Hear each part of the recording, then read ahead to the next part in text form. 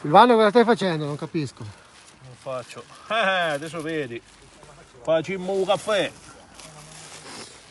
Già stamattina ci hai paccato. Sì.